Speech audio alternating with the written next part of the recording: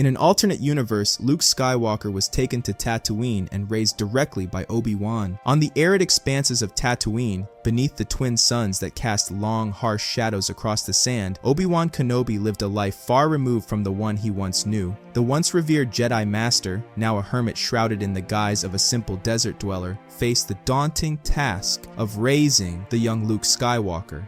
This child, with eyes as bright and hopeful as the stars above, was perhaps the galaxy's last hope, a potential savior Obi-Wan was both honored and terrified to guide. Obi-Wan's small, modest dwelling was nothing like the grandeur of the Jedi Temple, but it was their sanctuary. Every day, as he watched Luke play in the sand, a silent storm brewed within him. The failure of Anakin Skywalker, his most cherished apprentice who succumbed to the dark side, weighed heavily on his soul. This failure haunted Obi-Wan's every moment, feeding a gnawing doubt deep within. Was it my fault? He would often murmur to the empty walls, his voice barely a whisper against the howling winds outside. Could I have saved him? The first year was particularly grueling. Obi-Wan grappled with a profound depression, feeling disconnected from the Force, as if it had abandoned him in his hour of greatest need. He feared the very act of reaching out to it, dreading what he might discover about himself. His days were spent in solitude, his nights in restless contemplation. The joy of Luke's laughter was a stark contrast to the turmoil within, serving both as a balm and a reminder of the stakes at hand. In the quiet moments of the night, Obi-Wan would sit outside their home, staring up at the endless sea of stars, contemplating his next steps. How do I protect him from the truth? From his heritage? How do I forge him into a beacon of light when all I feel is darkness? As Luke's guardian, Obi-Wan's days were consumed with the simple tasks of ensuring the child's safety and well-being rather than training. The failure of Anakin loomed large, causing Obi-Wan to hesitate at even the thought of initiating Luke into the ways of the Jedi. His doubts were a heavy shroud, clouding his connection to the Force and leaving him feeling adrift. One evening, as Tatooine's twin suns dipped below the horizon, casting a golden glow over the sandy dunes, Obi-Wan ventured out into the vastness of the desert. He sought clarity, a sign, anything that might ease the weight of his uncertainties. Sitting quietly atop a ridge, he attempted to meditate, to reach out to the Force that seemed so distant now. In that moment of deep introspection, a familiar presence gently made itself known. Qui-Gon?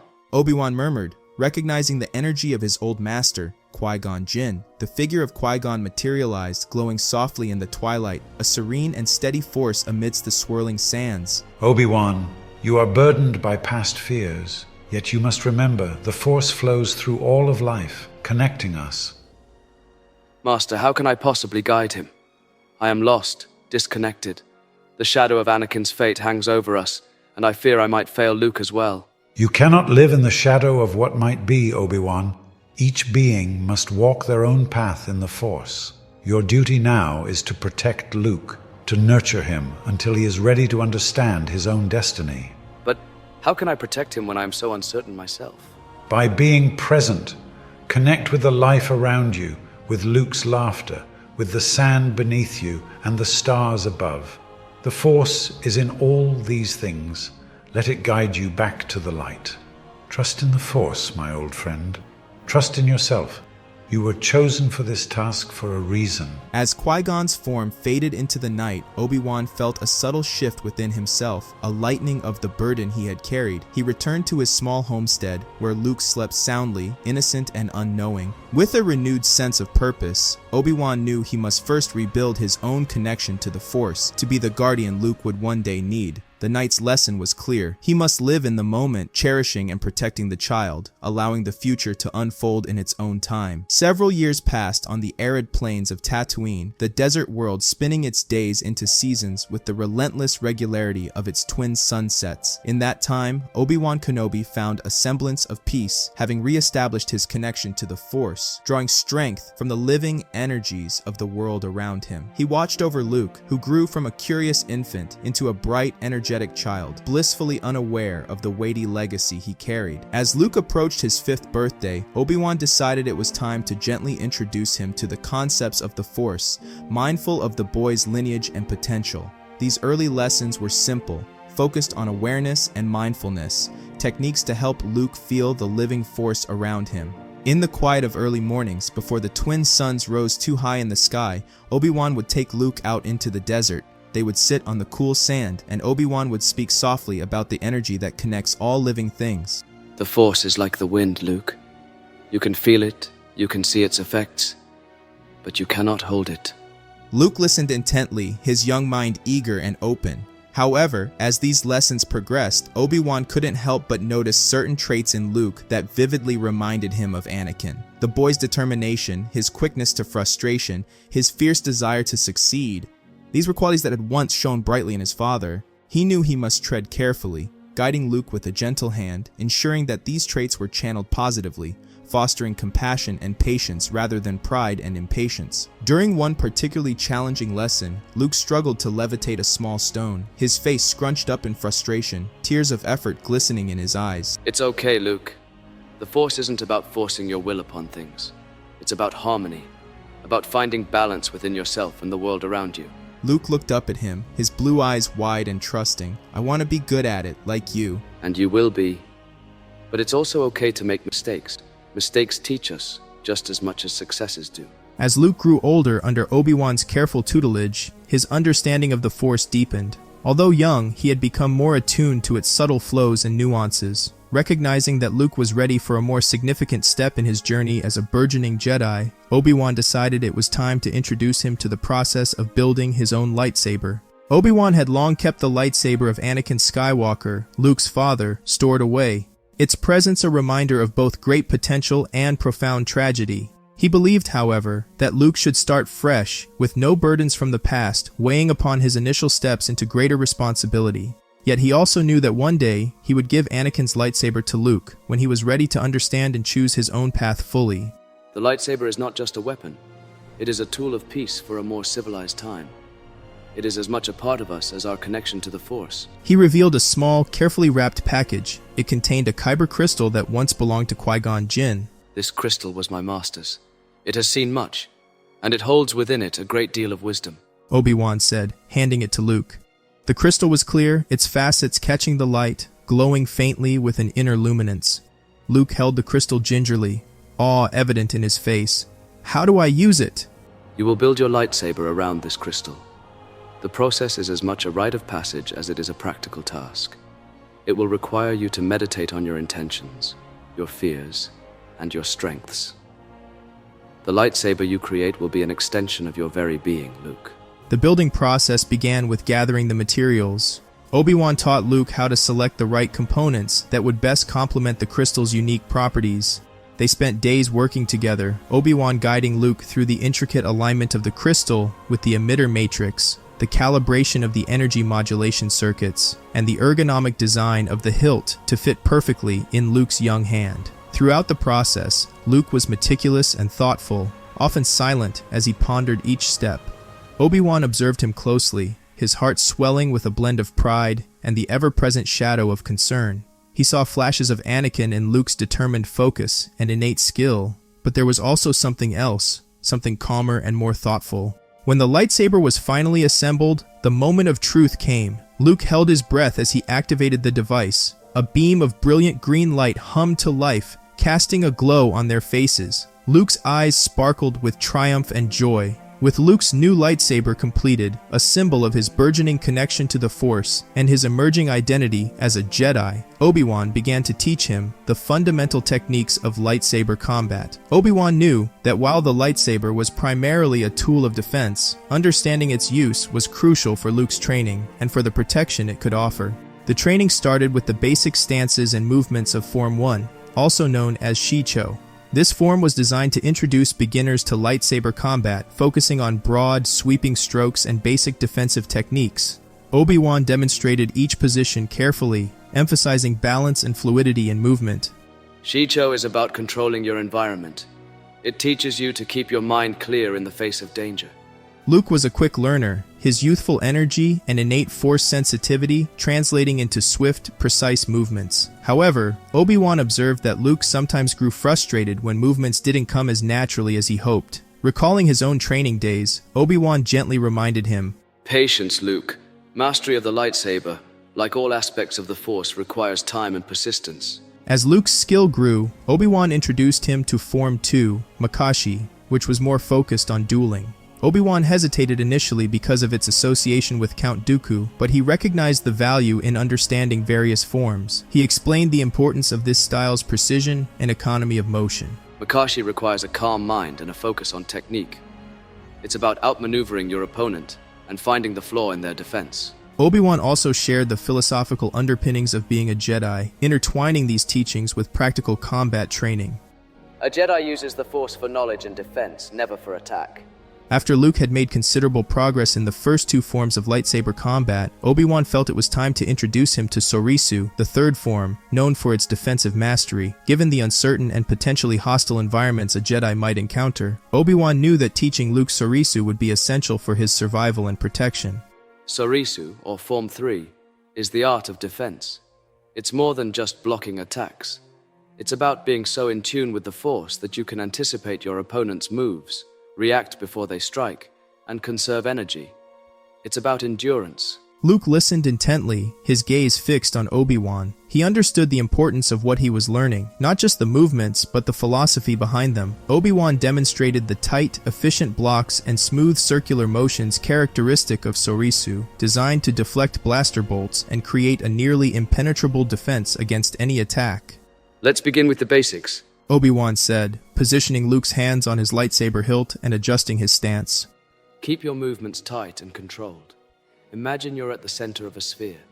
Your lightsaber is what connects you to every point on its surface. They practiced these movements repeatedly, Obi-Wan correcting Luke's posture and guiding his arms. Over time, Luke began to move with the grace and precision required for Sorisu. He practiced diligently, gradually understanding how to flow with the Force, letting it guide his movements. During their training sessions, Obi-Wan would sometimes fire slow-moving practice bolts from a training remote, allowing Luke to apply what he'd learned under safe but challenging conditions.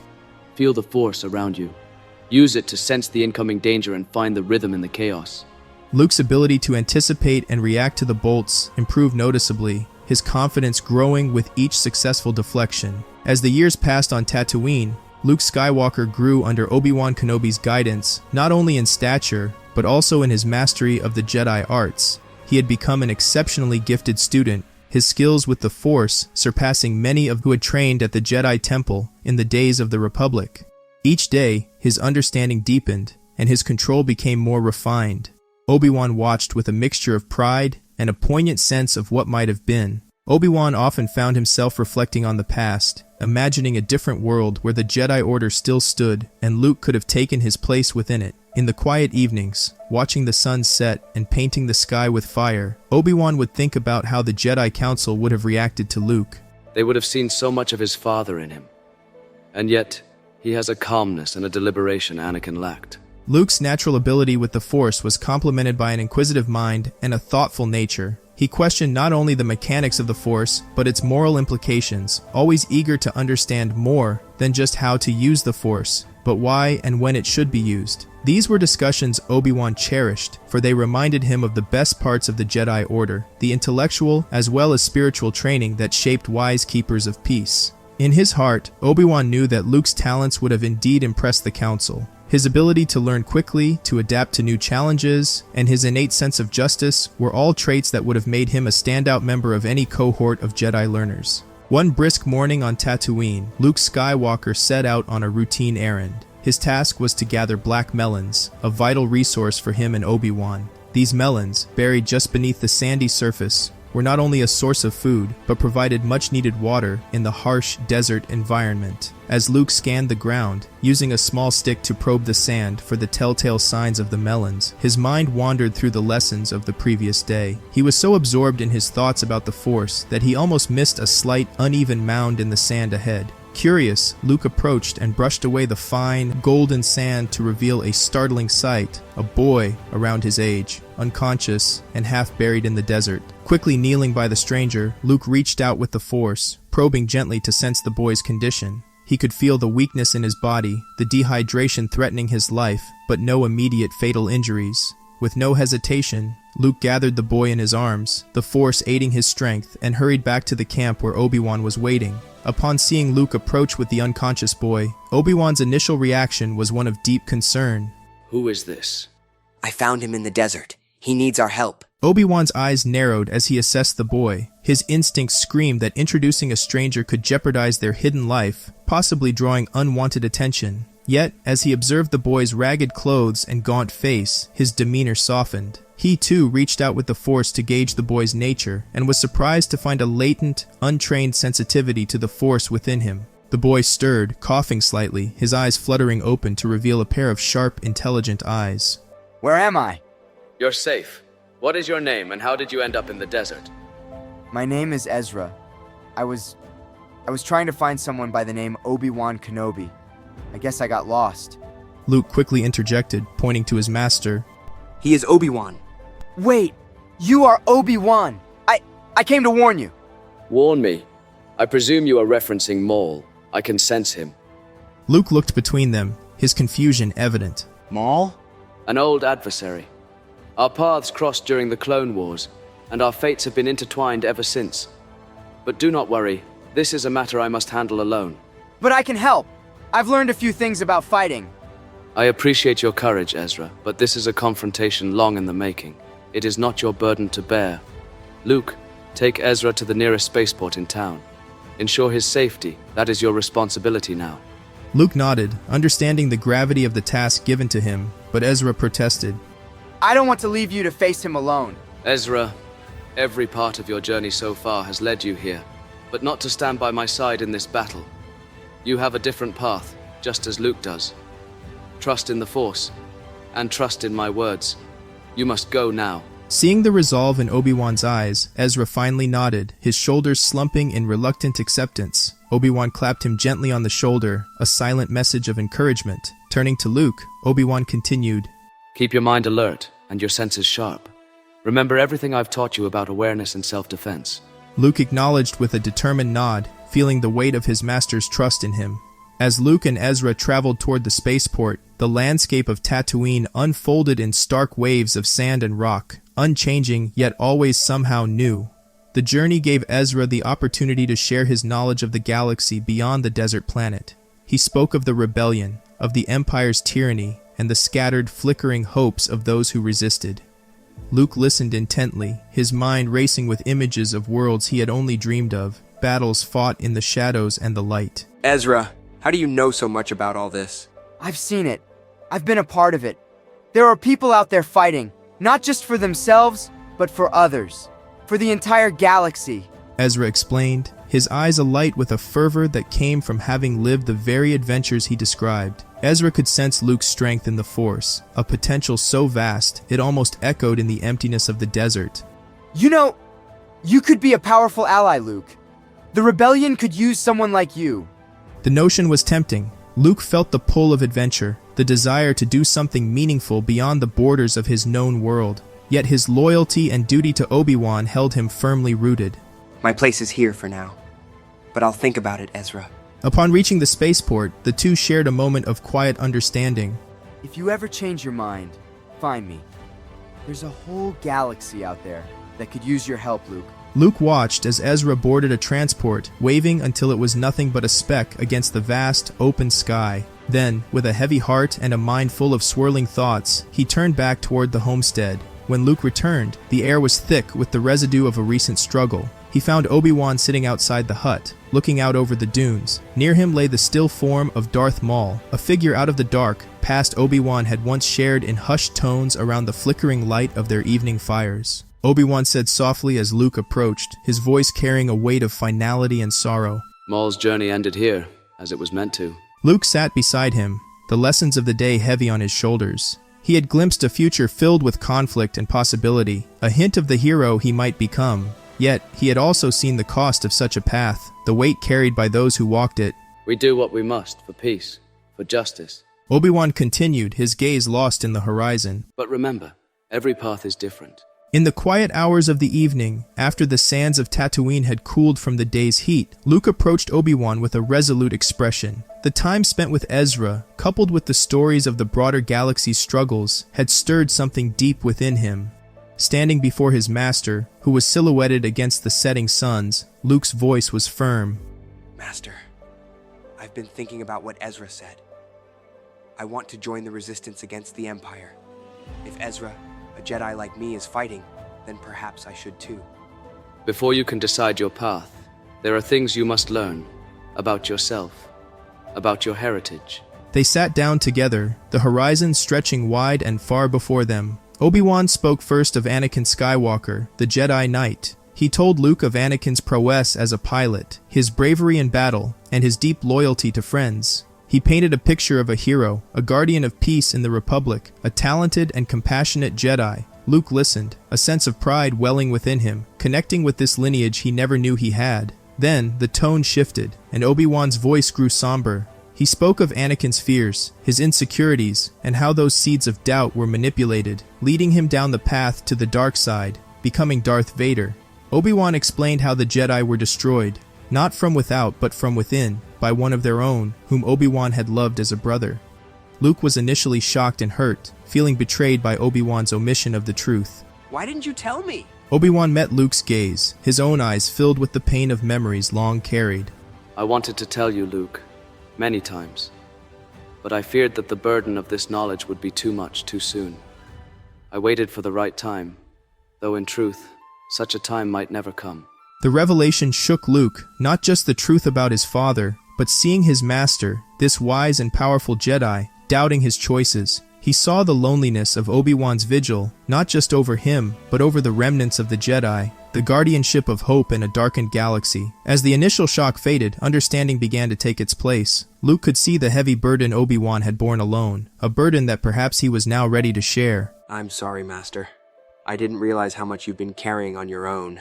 They sat together in silence as the stars began to peek through the twilight, each lost in his own thoughts, but also connected by a deeper understanding. Luke considered the path that lay before him, now more complex with the truths revealed. He felt the weight of his heritage, a legacy of both great power and profound tragedy. Obi-Wan placed a hand on Luke's shoulder, a silent expression of gratitude for his understanding. Whatever path you choose, Luke, know that you are not alone.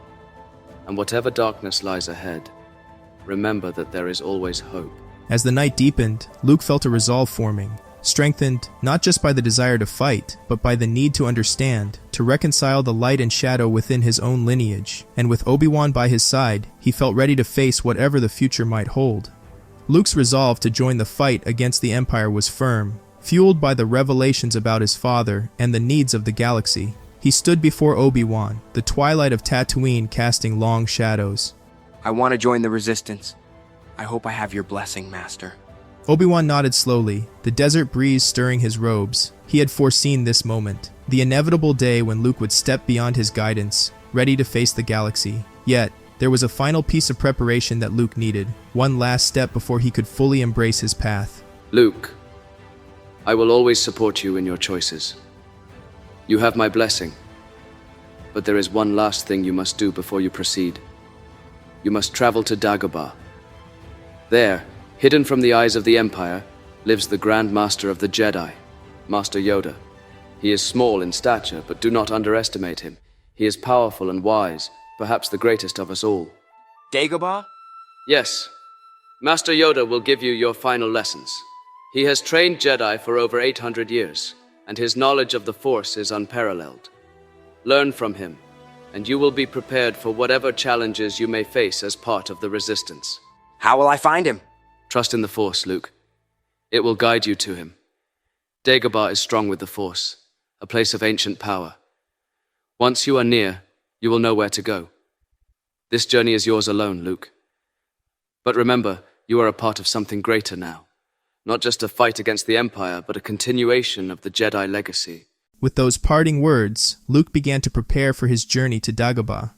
As Luke Skywalker descended through the thick mists enveloping Dagobah, the swamp planet welcomed him with an atmosphere that was as challenging as it was mysterious. Although he was not new to the ways of the Force, having trained under Obi-Wan Kenobi for 18 years, the training that awaited him under Master Yoda promised to delve deeper, pushing him beyond anything he had previously experienced. Month 1. Deepening Force sensitivity.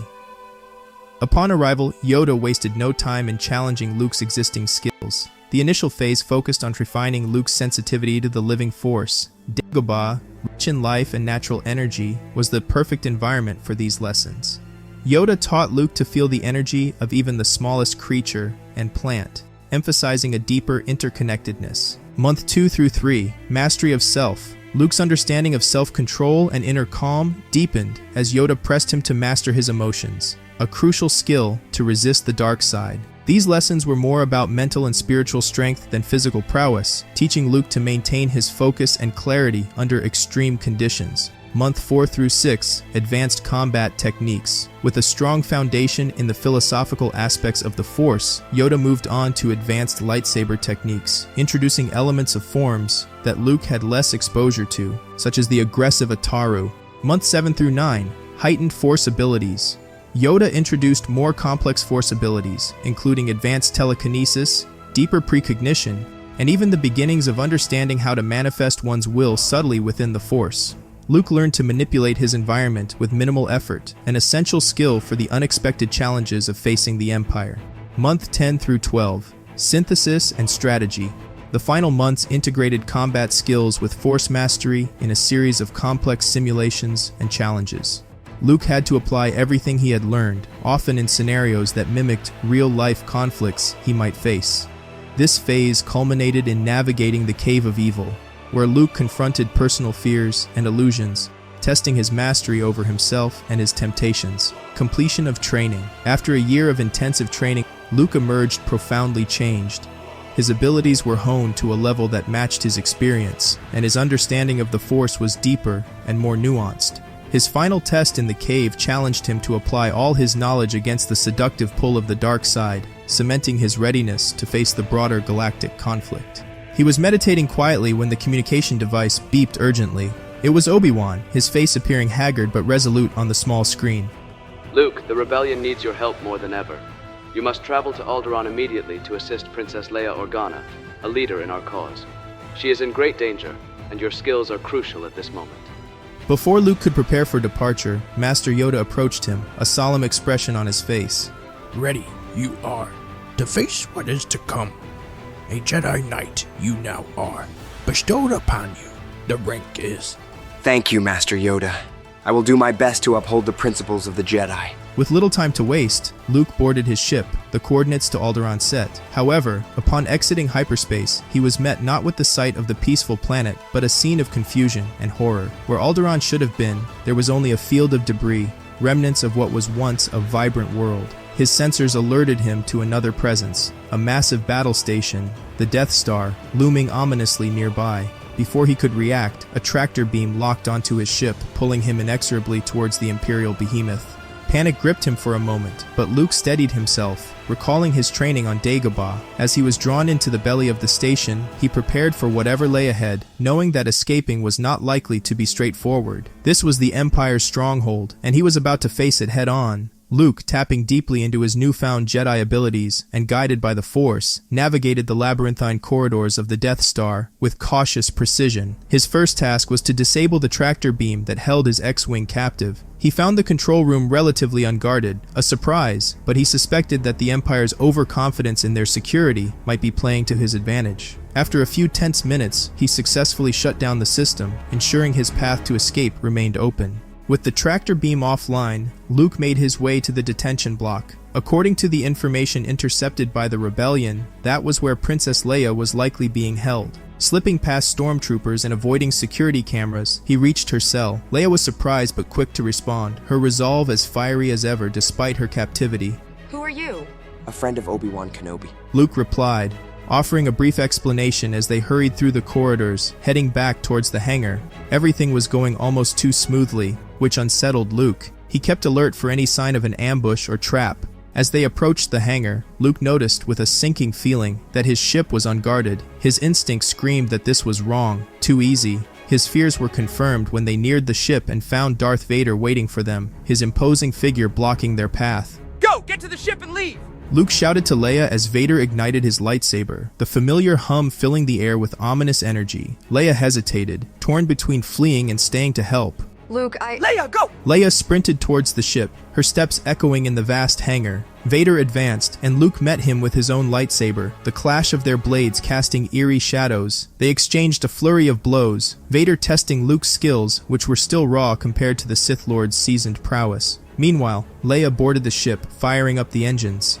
As she lifted off, Luke felt a pang of victory mixed with dread. He knew Vader wouldn't have let her escape so easily unless he had a reason. The realization hit him too late. The Empire must have planted a tracker on his ship, intending to use them to find the Rebel base. As Luke Skywalker faced Darth Vader in the stark, shadowy confines of the Death Star hangar, his mind raced with every lesson from both Obi Wan and Yoda. He gripped his lightsaber, the weight familiar and reassuring in his hand, as he prepared for what would be the most challenging duel of his life. Vader approached slowly, his figure imposing. The air hummed with the energy of their activated lightsabers. Luke adopted a defensive stance from Sorasu. His movements were careful and measured, each step and swing calculated to maintain his guard and look for any weakness in Vader's approach. Darth Vader, in contrast, employed Form 5, Gem So, using powerful, crushing blows designed to overwhelm an opponent through sheer force. Each of Vader's strikes was heavy, intended to break through Luke's defense and force him back.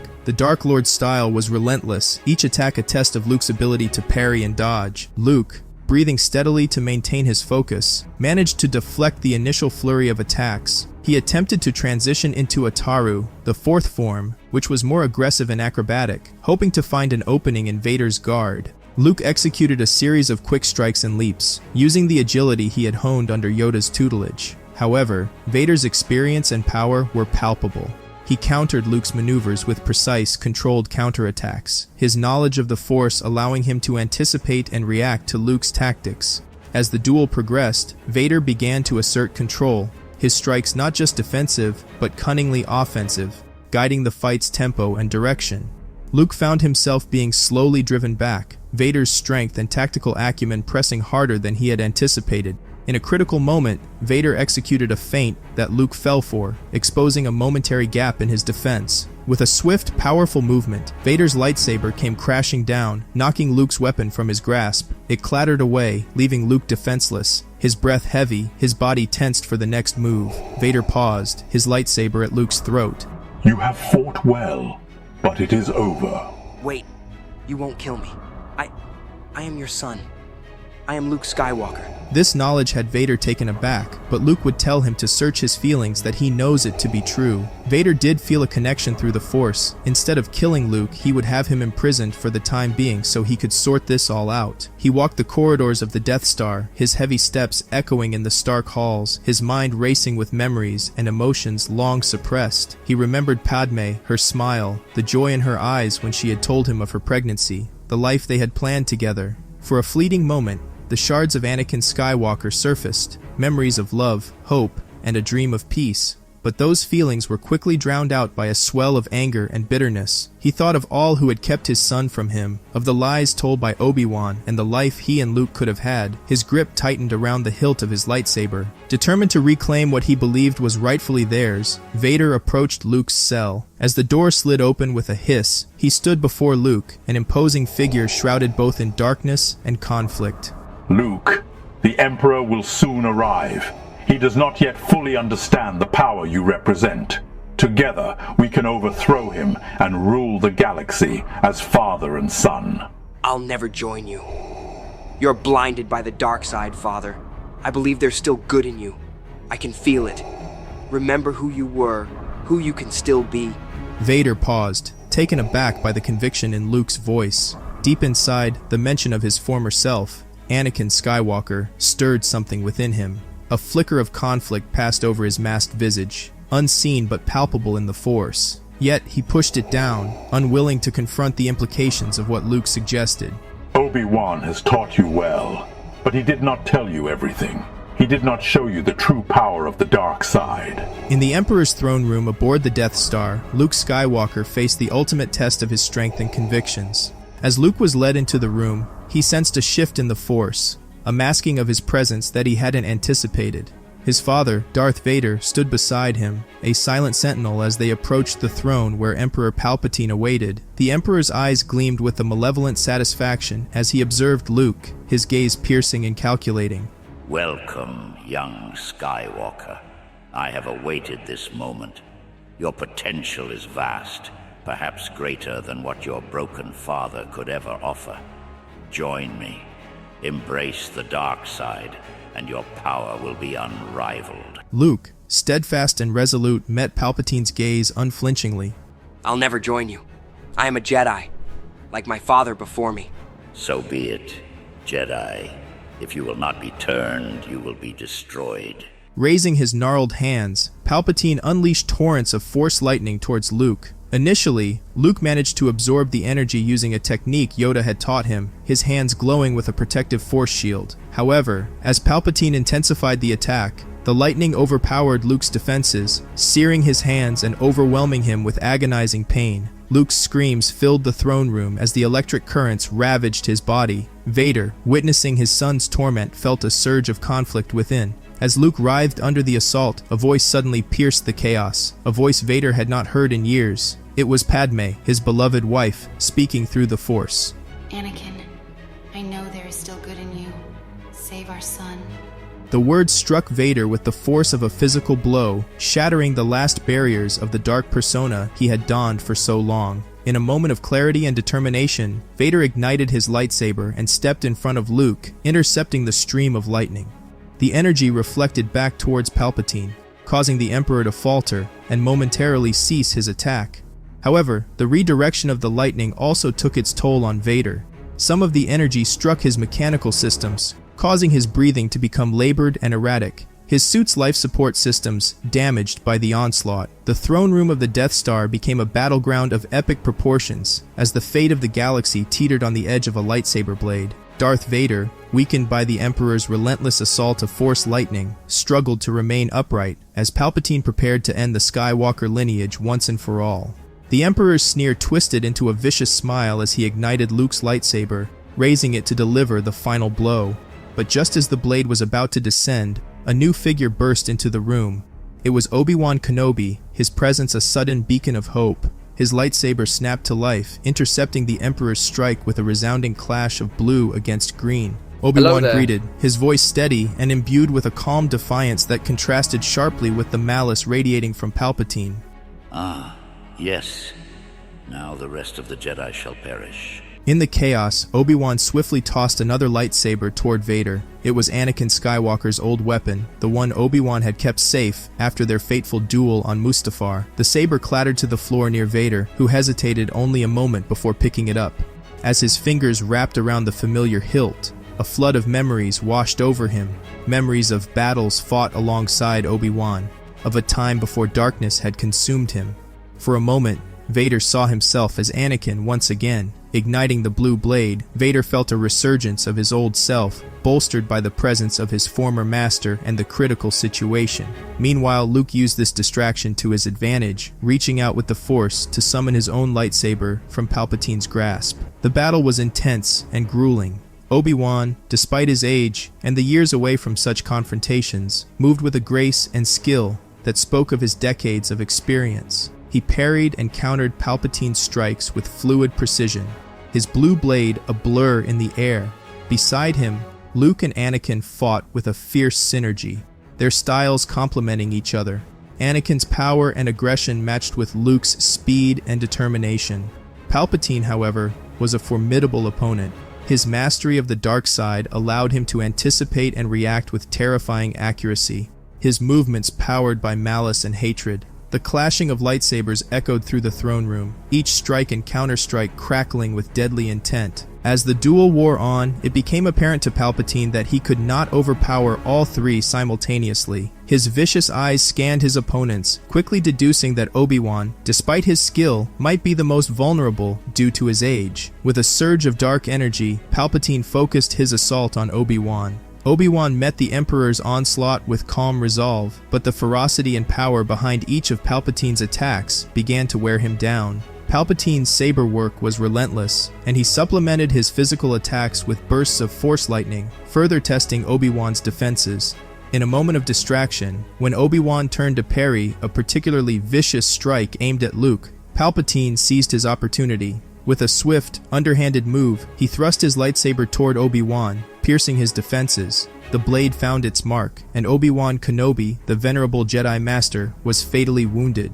As Obi-Wan collapsed, his lightsaber clattering to the floor, a profound silence fell over the room for a fleeting second. Luke and Anakin paused in shock, their hearts sinking at the loss of their mentor and friend. Obi-Wan's eyes met Luke's, and with a faint smile, he whispered, The sight of The Obi-Wan's Force will be fall with you. ignited a fierce and Always. powerful surge of emotions in Luke. Rage, sorrow, and a resolute determination to end Palpatine's reign of terror filled him. Drawing deeply on the Force, more deeply than he ever had, Luke's presence seemed to expand, his power escalating to levels that even Palpatine had not foreseen. With a renewed vigor, Luke attacked, his movements a blur of speed and precision that Palpatine struggled to counter. Anakin joined his son, fighting not just for revenge, but for redemption. Together, they overwhelmed Palpatine with a barrage of strikes from angles that were impossible to predict or defend effectively. Palpatine, realizing too late that he had underestimated the strength of the bond between father and son, and the power of the light side, found himself driven back step by step.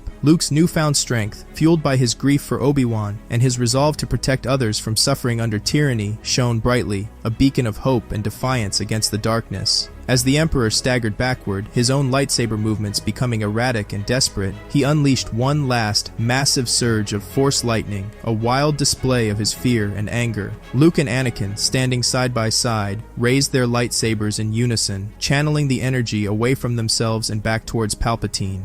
The redirected lightning enveloped the Emperor, his screams echoing through the throne room as the dark energy he had wielded so cruelly consumed him.